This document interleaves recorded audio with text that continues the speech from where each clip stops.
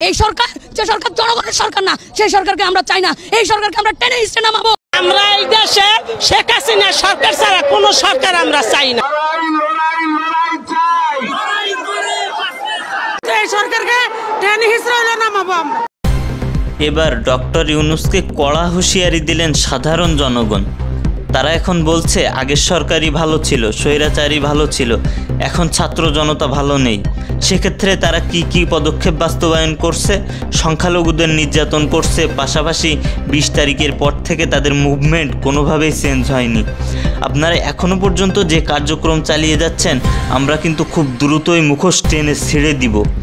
কেউ কেউ বলছেন আমরা এই দেশে শেখ হাসিনা সরকার ছাড়া কোনো সরকার আমরা চাই না, এই সরকারকে টেনে হিঁচড়ে হলেও নামাবো আমরা।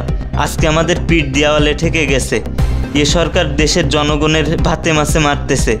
আমরা এই স্বৈরাচারকে হটানোর জন্য আন্দোলন করে যাচ্ছি। আবার কোথাও কোথাও আন্দোলনে জনসাধারণ বলছে এই সরকারকে নামাতে হইলে যা কিছু প্রয়োজন সব আমরা করব। তারা স্লোগানে বলতেছে লড়াই লড়াই লড়াই চাই, লড়াই করে বাঁচতে চাই।